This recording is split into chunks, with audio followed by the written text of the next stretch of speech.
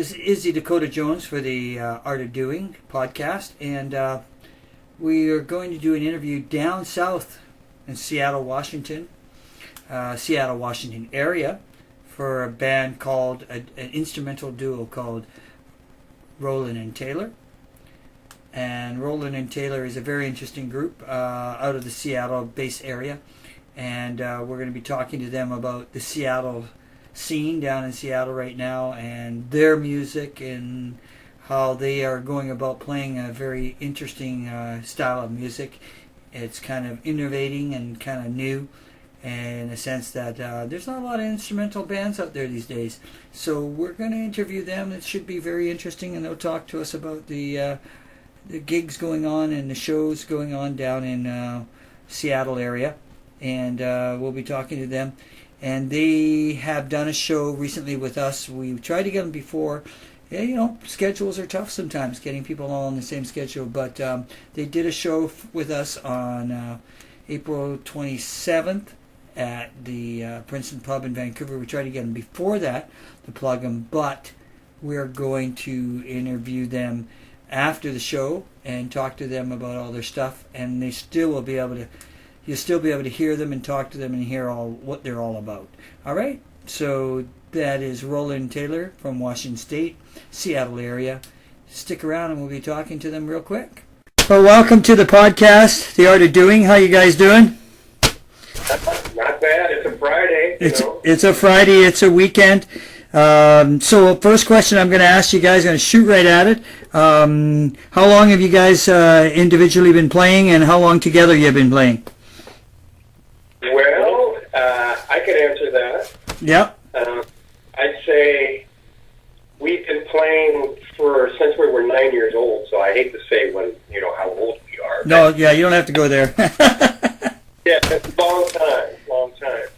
Basically, when I was in elementary school, I learned how to play guitar about when I was 6 or 7 or 8 years old, and my schoolmates didn't know how to play, so I just taught them. Right on. So I actually taught Richard how to play. Wow, that's wild. That's incredible. Cool. Years later, we're back together, so that's kind of a cool thing. It is. So, influences, you guys, if you taught Richard, and when you guys are playing together, what style of music do you guys both like, or individually, what do you both like? Oh, man, we were playing Beatles back then, and right. We're playing Beatles again. Right on. So you guys are right up with like the whole British invasion thing around that period of time, and you guys do it's instrumental. It's all acoustic mainly. Yeah. Yes. Yes. So that's really interesting, because these days you don't get a lot of that anymore. You know what I mean? Like most artists are it has the double, the double thing. It's got the vocals, it's got the music, it's got instrumentation, solos and stuff. But so you guys you're just going out there and you're captivating just the music, the guitars and the music itself, which is really interesting. So you're almost like bare bones stripping it down. Am I right? Yeah, right. Well, basically, it's a accumulation of all the music that we've grown up with and that we've done to this day in improv format, because we just, we don't really learn. Right. Just play whatever comes to our mind. That's how it kind of works. We go on a journey. Yeah. So like that goes back to like the influences of the Beatles and all that, like, because although they might have had like set patterns of how they were going to do the songs and stuff, but they also especially in the 60s and moving into the 70s, there was a lot of information. A lot of people were experimenting a lot, right? So I mean, they took the songs live, especially somewhere else, right? It's a complete experiment. Well, that's cool. I mean, because people are so used to like things formulated these days. You know what I mean? Like everything's really set in stone. And I think for you guys to come and be a little more innovating and just playing it as you go, but still having that basics of the song is really cool. You know what I mean? Like it creates a creative atmosphere live, I guess, right? The seat of your pants kind of thing. And we like to take it with us. That's how we do it, Yeah. And it's with the Cool. So basically, also, let's see, what else I was going to say to you. So you grew up with the British invasion sort of style, and that you like. In Washington State and Seattle area, what are you finding nowadays that's interesting about the music down there? Is it similar to where you guys are going, or is it it varies everywhere? Well, it varies, but we kind of stuck with the older kind of stuff, the British invasion and Beatles and the Led Zeppelin and the Who and wherever it took us, Cool. And when we play the music, you can kind of hear the influences from that. Richard will actually lay down a chord pattern, and I'll just completely improvise over the top. Very interesting. Richard improvises, and then I do. So it's a very fresh sounding kind of thing. So that's cool. That's cool. So talking about the scene down in Washington State. So how you finding it? Is there's a lot of access to still live music and venues to play? Well, I don't play guitar, but I play percussion in a jazz band. Right. Down in Dallas.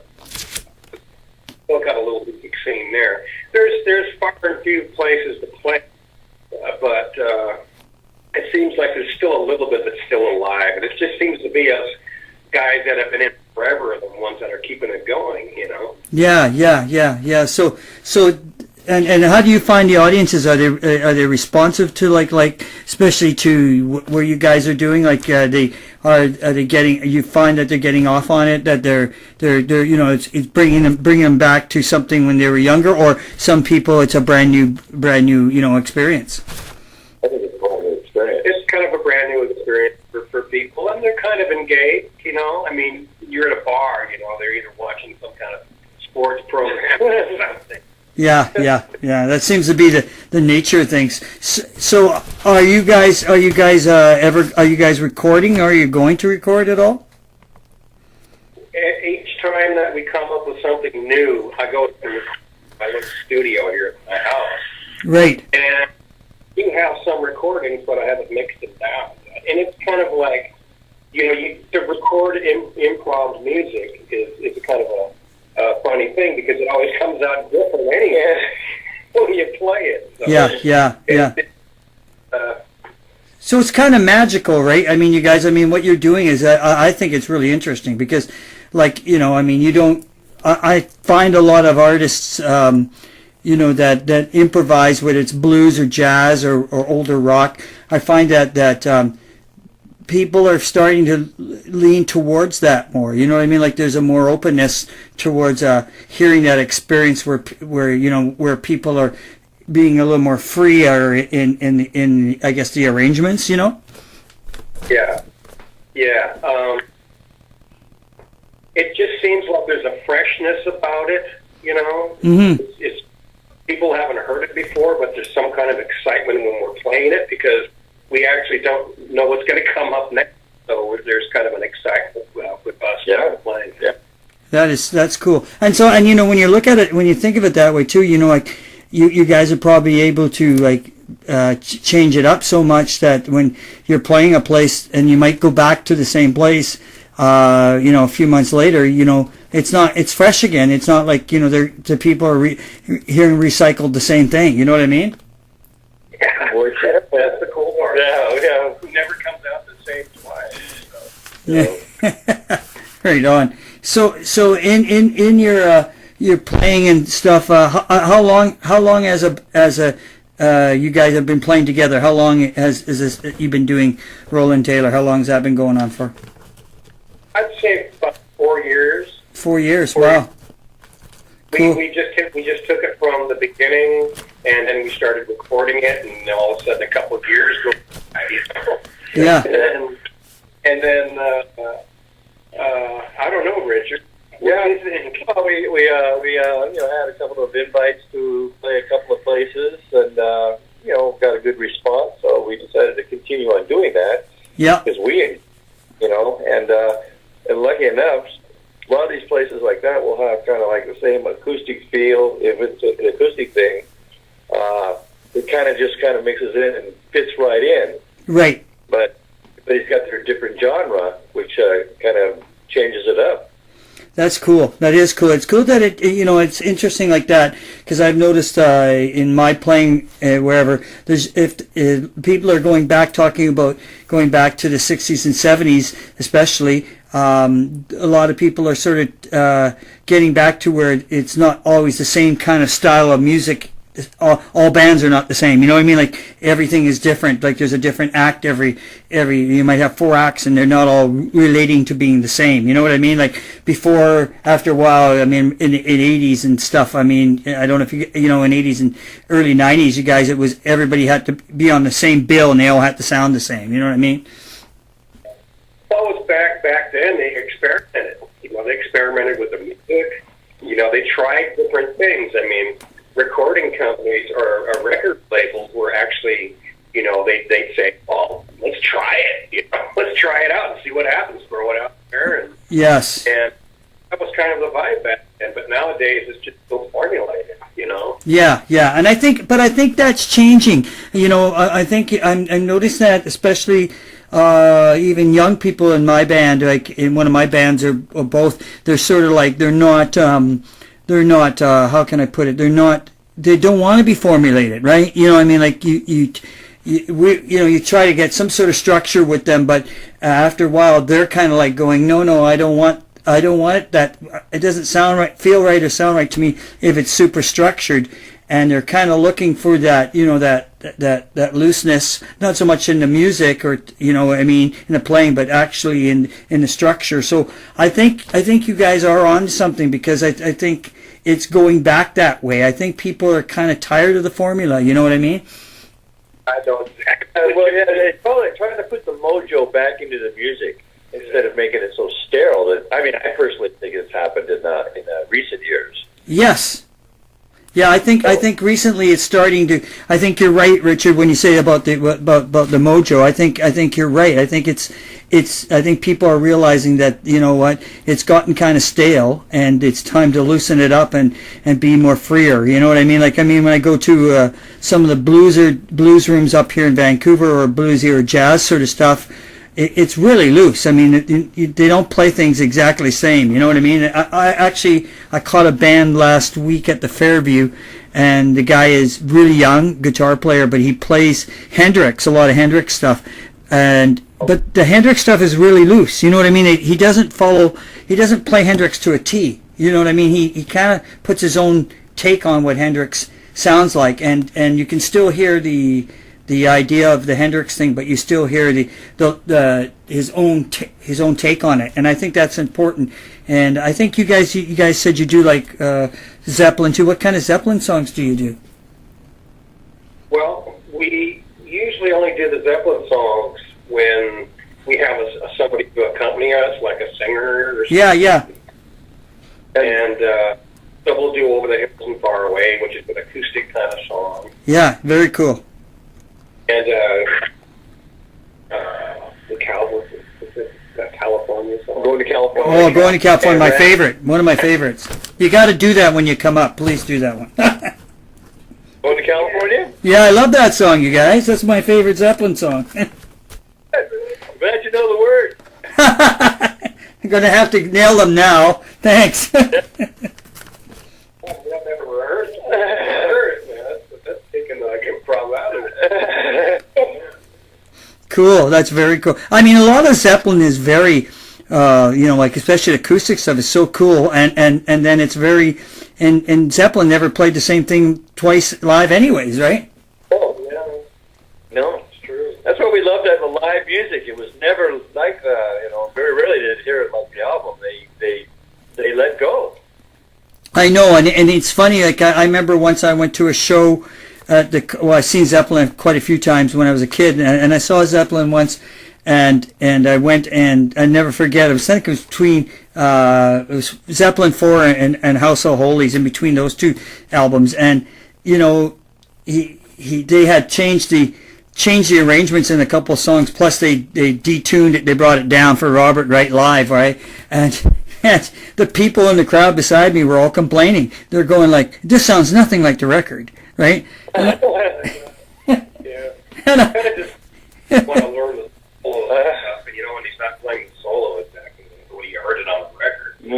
But that's just the whole improv thing, Yeah, and I mean, that's what was so good about it, because I remember turning around looking at this chick, and she goes, oh, it doesn't sound nothing like the record. And I looked at her, I says, yeah, but you realize you're like 50 feet away from the stage, and you're watching Led Zeppelin play, and they're having fun, and you're having fun watching them having fun. I says, I mean, what more do you want? Like, I mean, like, if you want to listen to the record, go home and listen to the record, right? You're listening to something brand new. I would be happy about that. Yeah. And for the first time, you know what I mean? Like you guys are doing stuff that's different. It's unique. So when you're doing that, it's like it's for the first time. We're trying to do, and mostly it's just all the music accumulated from what we've learned, and the thing is you don't have to rehearse it. You just got to go up and play it. Yeah. So it's really nice. Yeah, that's very relaxing, where you don't have to sit down and you're worried about everybody nailing every little part, right? Because it's because that sometimes that never happens any project I've ever been in. You never get the whole night to sound exact, no matter how tight you are, to sound exactly like how you want it to sound. You know what I mean? Like it's. So I kind of like sometimes I like what you guys are going to, because it's like, let's throw that all out the door, because it's getting ridiculous after a while, Yeah. And acoustics are just down to the bones, bare bones. I mean, that's what you see is what you get. Yeah, and that's cool, because you're getting the real thing. You're getting like the like we call it, like say the Beatles anthology. You're getting the broken down. You're getting the pieces, the beginning of framework of a song, and I think that is so cool. And I think that's educational too when you guys are doing that, especially for the listeners, because the listeners are getting educated, like how things can be just broken down and real simple. Because in recording, there's so many nowadays, especially so many layers, right? Oh yeah. Yeah, it's crazy. So, but when we do a recording, once again, we just have the framework of the song, and whatever's going to happen is going to happen. And once in a while you have to edit some stuff. Yeah. It comes out fresh that way. So like when you guys are recording, and like you said, it's the guitars, and it's just basic bare bones, but you're improvising at the same time and feeling it out. I mean, that's like live off the floor, right? That's like in the days where they played it live off the floor. Back in the days, even with the Beatles and the Stones, it was live, right? You had to nail it off the floor. And that's, you didn't get to do a lot of overdubs right back then. So, yeah, so when you're doing, so since it's layered so much, do you layer stuff, or do you just keep it very basic and improvise over that? Well, I try to layer the melody that I use, but like I say, once again, I don't know where it comes from. It just comes out of the air, and whatever goes down onto the recording machine knows what you get. It's crazy, Wow, yeah, that's cool. And are you guys, when you're doing that, eventually, are you going to be releasing any of that on like the internet or anything like that, or are you going to push it out there and see where it goes? We've been thinking about that. Yeah. We got a bunch of stuff that's ready to go, if I can just get it all mixed. Yeah. So you guys are in the process of thinking that all through and getting. I think it's a great idea, because, like I said, I don't think there's a lot of people doing that these days, and I think the more basic and raw the sound, and yet experimental, yet has that tightness about it. I think that's important. I think that's important, because I really think you guys are educating people. You know what I mean? Like the listeners, because everything's so crafted these days. I guess that's a good word to use. Everything's so crafted that after a while, I think people get lost in all that. And that's by design. That's so people make money in music. I mean, I'm not nothing against making money in music, but I know what you mean. Yeah. It's too. Use the formula that sold the million records. Yeah. And it seems to be getting old.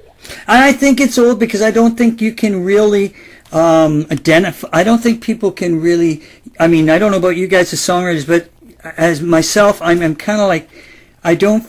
I don't think there's any one win reason for a song to be good or not to be good, or for people to like it or not like it. I mean, my guys, my people in my band, like Richard, like your brother, and sometimes we get caught up in, how well the songs, how many spins it's getting on the stations, are we selling any units, how much are being sold. We get sort of caught up in that, and that's sometimes okay and sometimes not. But we get to the point where, I've noticed one month that we might write a song and it seems to be a really good song, and next thing you know, it takes off, does super well. Then the next time we record a song and let it out, it sort of falls flat. You know what I mean? But I don't think there's no win. There's no rhyme or reason for that. I mean, like, a song is a song. I mean, unless you're the Beatles, where you have like, when we're talking about that kind of stuff, they have like 3 or 4 songs on the chart, back in the 60s. That's rare. That's just, that craftsmanship of writing is rare. I don't think everybody gets that, That's true. That's true. Yeah. I mean, for every one song that's really great that you write, you're going to write 5 done. Yeah, you guys are right. That's how I see it too. We kind of explained that with our rock band. We had one song that's still getting tons of airplay in the U.S. and everywhere, and it's starting after a year and a half. It's starting to come down a bit, but not But that it's a year and a half later, it's still doing really well. But we write a couple more, and people are going, oh, why can't we write one like that one again? I says, well, that I've done that. I've written ones just as well as that, but it doesn't happen every time. Like you're right, Tom. It might be 5 songs before we get another one like that, right? And I think it's just because people can relate to it, and it's what you put into it, and my thing is, don't have any expectations, right? Yeah. Well, your true fans will follow you, and they'll listen to what you're going to come up with next. But it's that trying to find that next horizon, that next new sound, that new song. It's very difficult. It is very difficult. You're right. And anyways, I think it's what I like about you guys. Like, you're having fun with it, and you're creating it for yourselves, and then that's where I think the spark comes in. Everybody else will enjoy it because they see that you're having fun. It's not like grinding away at a 9-to-5 job. Well, it's got to be, because if you try to make a song that everybody likes, never gonna win. You gotta be true to yourself, And if your fans dig it, then they're gonna dig it. I agree with you guys. That's great. So you guys are coming up here pretty soon, right? On the 27th, am I right? Right. You're going to be doing a show with us on the 27th with the Saints and Sinners at the Princeton. Right. Well, I'm looking forward to it. Yeah, that'll be fun. I'm really interested to sit down and listen to you guys and stuff. I'm really looking forward to it. And so, it's been a pleasure talking to you two guys. Our time is just about out on this podcast. So I want to thank Richard and Tom. Thank you very much, you guys. And don't stop what you're doing, because I think you guys might be onto something that's refreshing for a change, right? I really do. I appreciate that. And we'll catch you guys on the 27th, and have a good weekend, and keep those songs coming. All right. Thank you very much, Joe. Thanks, Joe. Take care. Bye, guys. Bye-bye. Bye. Hey, you were listening to Roland Taylor, Richard and Tom, and that's Roland and Taylor, actually, and their very interesting little project they got going on. They're coming up to come up to Vancouver to play a gig with Saints and Sinners, my band, at the Princeton Pub on April 27th. That'll be a good show. Check them out. It's really cool music. It's very improvising. What I mean by that is it's interesting. Anything can fly at any given time with the music, and I think that's refreshing instead of being concepted out all the time. And I think you'll enjoy them. It's going to be really cool, and I might even go up and sing a song with them, which would be very cool. So if you're in the Seattle area, or you're in the Washington State area, Seattle area, check Roland Taylor out. They're a very interesting little group. a duo, a music instrumental. It's all music instrumentals, which is very cool. You don't get that these days. So check them out. Roland Taylor from the Seattle area, Washington State, in the US of A. Take care, you guys. Hey, this is Izzy Dakota Jones here with The Art of Doing. And we're talking to a radio personality in Vancouver, Oswaldo. And Oswaldo works on CRIT and a whole bunch of different radio stations in Vancouver. Comes from Mexico. Really interesting character, interesting dude. How he supports local music in Vancouver and in Mexico. So it's very interesting to have a chat with him today. And that's what we're up to. So hang in there, and we'll be talking to him in a few seconds. Take care. Welcome to The Art of Doing. How you doing there, Arnold? Fine, thank you. So first off, I want to ask you, like, this is kind of interesting that I'm talking to the interviewee, and now it's flipping around the other way. So what I want to know first, how long you been in radio? I've been doing radio for about 20 years, more or less. Yeah. Wow. And have you done radio? Did you do radio in Mexico when you were living down there? I did a couple of shows, but I didn't have a show per se. But I was a guest in a couple of shows, and I did a couple of radio documentaries about grunge. Ah. So yeah, but I didn't do it on more frequently until I came to Canada. Right. And now, when you started in Canada, did you start it in Vancouver here? Yeah, I started at Gold Radio actually. Oh, okay. No. The first radio show that I did was in Fairchild Radio. Oh, right on. It was in the middle of the night. It was Latin music, more like for dancing, like salsas and cumbias. Oh, interesting. But because it was in the middle of the night, we used to read a little bit of ghost stories, like people would send us their paranormal stories. Oh, right on. Interesting. And we will read that. And then I started doing a show at Gold Radio called Ecos del Rock, where I put some Spanish rock, and we talk about the Spanish community and events, and we had interviews and stuff like that. So wow. So yeah. so basically, like you're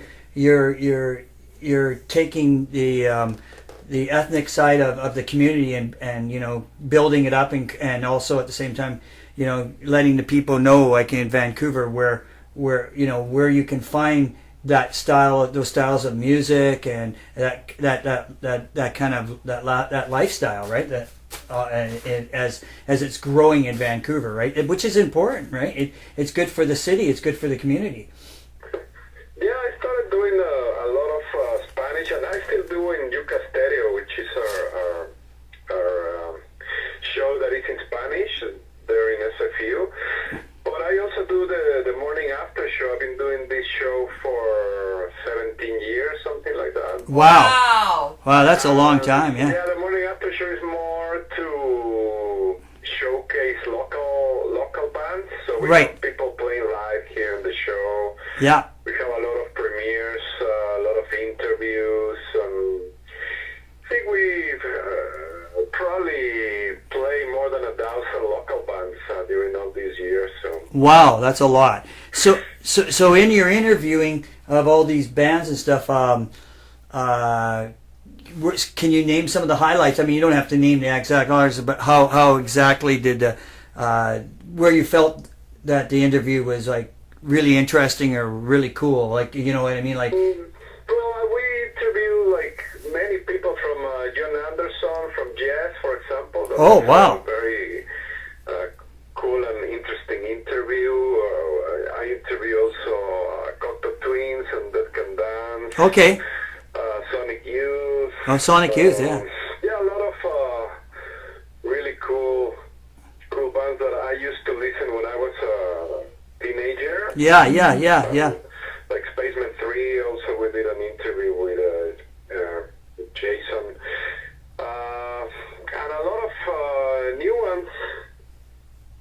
a Wow. lot of new bands that are emerging here from Vancouver. Mm-hmm. For example, the Pack AD or USA Party that were like starting back in the day, and then they became famous. No? So That's interesting. So you've actually like, you know, got on board when these bands, their energy's going up and they're moving up, you know, like sort of like in a popular area, right? You know, I mean, like, people are getting to know them and that, and yeah, so you're having like that. Then you're dealing with the established artists, like you said, Mr. Anderson. There, like that must have been really interesting. He must have had some cool stories to tell you, right? yeah, exactly. Because well, he was battling disease before, and he's an artist, so Oh wow, I didn't know that. pretty much channel all that energy towards his recuperation. No? Yeah. We also, like talking about the Spanish and the Mexican bands, we put shows here when they tour. We put some of the biggest names in Mexico, like Inspector or Jarabe de Palo, or recently we have Panteón Rococo, which are bands that are generally fill out stadiums there and in Mexico. So they come here and they play smaller venues, you know, like the Rickshaw or the Whitehall and stuff like Yeah, that. yeah. But And- they are very happy to come and showcase their music here in Vancouver, and we like to bring some happiness to the Latin community here, that they have the opportunity to check out their idols here. You know?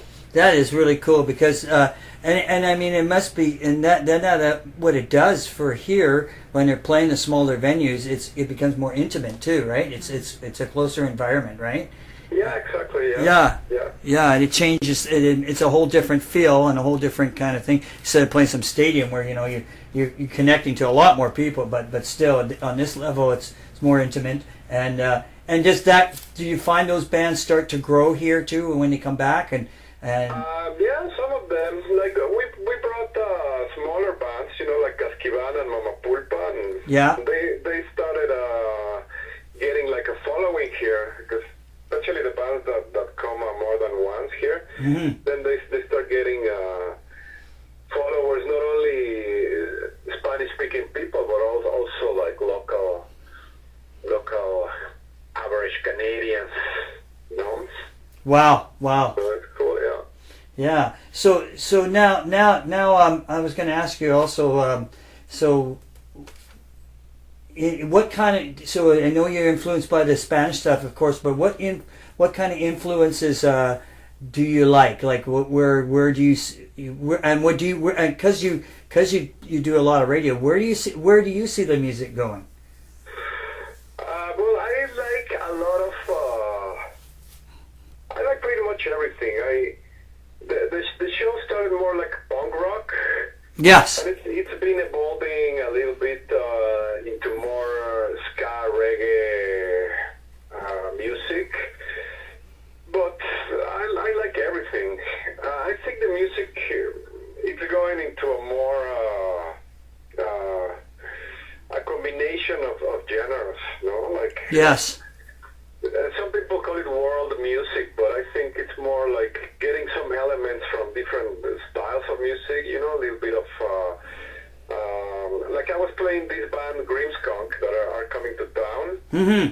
and they combine heavy metal with ska, with Wow. reggae, with music in Spanish, in French, jazz. So I think Wow.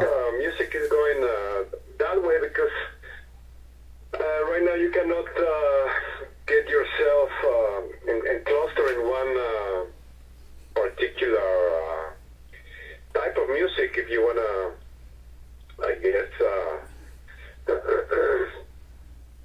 be like not out of the norms, for saying some way, no? Yeah. So yeah, I guess from what you're saying, the music's evolving, it's changing, it's merging. I think the different styles are probably merging a lot. I see that in a lot of styles of music actually, and I don't, I think like when we were, like you're saying, when we were growing up, I think the genres were very much defined, right? And I think that those barriers and those walls are probably coming down now, from what you're saying, right? Yeah, exactly. Yeah. Yeah, so that makes it different, and I think that changes the broad base of music in general. I think so. You know, you could go to a show nowadays, and there's 20-year-olds, and then at the same show you got people in their 60s and 70s, right? Yeah. Yeah. And it's that was it was interesting because I just went to the Pointed Sticks concert. oh yeah. At the rickshaw, and it was interesting to see all the old punks there, and there was some young people too that are discovering that music that was being made here in Vancouver. Yes, and that they were not even born, some of them, no? And that's interesting because that talk about that music, like any of the punk stuff, like, you know, DOA, you know, Pointed Sticks, all those bands from that era around Vancouver here. I mean, the Vancouver scene was really that punk scene was really important throughout the world, right? Yeah, exactly. Yeah. Yeah, because I know Joey. I know him personally, and it's amazing. Like, I mean, you know, and now he's a politician, but, you know, now he gets to collect a pension. but you know, it's kind of weird. A punk musician gets get a pension. But the thing is, what's cool about it is that he's, you know, I could go on tour with one of my bands and go down to the States, and they'll right away they say, oh, you're from Vancouver. You guys must know DOA, you know, and you go like, oh wow. So like everywhere you go, that name will come up, you know. Yeah. And same with Pointed Sticks, like you're saying, and it's interesting, like you said, how younger people are catching on to that to this day. Still, those bands are still having an input or impact on what's happening, right? Yeah, not only with the punk, but also with industrial music. You know, with Skinny Puppy and Frontline Assembly, and those were the guys from here, from Vancouver as well. Yes. They had a big influence in Europe, and yeah, and I'm good friends with when you said Frontline Assembly. I'm good friends with Reese, because Reese's dad. I used to record with Reese's dad, Ray Fulberg, and Ray used to be the bass player in Art Bergman. Yeah, and so Reese just like took off there at one point. Frontline Assembly were huge, right? Yeah, exactly, yeah. Yeah, and it's kind of interesting how those people are still playing music, producing and recording. Like, I know that's what Reese is doing these days too. He's producing and recording, and he sometimes comes up to Vancouver from Los Angeles and works with his dad's studio. His dad has a studio over on the Gulf Islands now. Yeah, we interviewed him, I don't know, maybe 9 years ago or something like that. Yeah. Yeah. Wow. Yeah, that goes back a long way. And that's, like you said, that was when Vancouver actually had a really good music scene for a while, right? You know, like there was a lot of venues to play and stuff, a lot of interviews, like you could do a lot of radio interviews and stuff, right? And that changed. It's changed since then, of course, but it's progressing, if we could say it in a positive way. So what are your plans? Are you continuing to keep growing the culture here with like on your shows? Are you how do you see yourself going forward in radio? I'm gonna continue promoting music for sure. It's one of my passions, one of my hobbies. So for sure we're gonna continue doing that. Yeah, and you also did because where I met you, Nicole and I met you at because Nicole's still here. She's Hi, Oswaldo. She's hanging out with me on the podcast. So we have another guest. We met you at a movie shoot with Javier. Yeah. That's correct. Yeah. And that's very interesting too. He's a very interesting dude. I just finished doing a podcast with him, and it was very well. So I was very surprised, like how much he's done. Like, he does a lot of stuff. Yeah, so, yeah, answering your question, the shows are gonna continue. We have 3 shows. Right. Morning after show here on CITR, Radio Alicia on CJSF, Mm-hmm. which is in English. Also, we have local musicians there. And Yuca Stereo, which is the show in Spanish. This summer, we're going to bring Mama Pulpa for the Ska Fest, and maybe a couple of other bands in August from Mexico. So Cool. that's our immediate plans. We have some smaller shows that we're going to be putting on, but that depends on the venues that contact us for music. Right. And how about out at CRT there in the the station? I know that's out at UBC. Do you guys also get shows out there for the university and everybody out there too? Sometimes we get here in the studio. Sometimes we get bands playing in the studio, or in September there's the Live at Lunch when they have bands playing here at noon. And the station also organizes the festival on Labor Day at Victory Square Park. Oh, cool. So that's a cool festival that is free, so everybody can go, and there's a bunch of local bands that perform there. Mm-hmm. Right on. And then that's Labor Day. That's Labor Day weekend, right? Yeah, Labor Day weekend. Yeah, very cool. Very cool. That's cool too. Glad to hear about that. We'll pass that on to everybody so people can come down and check that out. Yeah, it's a really cool. So I hear you're going on vacation soon. You're going back down to Mexico, right? Yes. That'll be a nice little break for you. Yeah, I try to go there every year to Mexico to check out the scene, and we have a lot of listeners there, so a lot of bands also that submit their music. The scene in Mexico is really big, so a lot of interesting things happening there in Mexico. So yes, and well, Mexico City is huge, right? I mean, I have a couple. Huge, yeah. I have a couple friends that live there and have come back here, and they said, "Oh, it's insanely big." Now, what's beside the more authentic music there? What else is punk big there? Is heavy metal big there? What's big there? Yeah, everything is big there because it's such a big city. But right now, ska is very big. Reggae is very big. Cumbia, of course. Mm-hmm. It's very big. They have also the other genres that I don't like that much, like norteño or some traditional folk music. Right. But they like the Canadian bands, like you were mentioning, Javier. We sent Caracas on a little tour, and then Los Furios been there like 5 times already. So they have a huge following in Vancouver. Sorry, in Mexico. In Mexico, yeah. Lucid Afterlife's another local band that is starting to get some followers there in Mexico. So yeah, maybe one day Saints and Sinners can go there to Mexico. There you go. It'll be fun. I've never been. I'd like to go. Yeah, nice and warm compared to here in the wintertime. Make sure we do it in the winter here. That way it'll be a little easier to handle.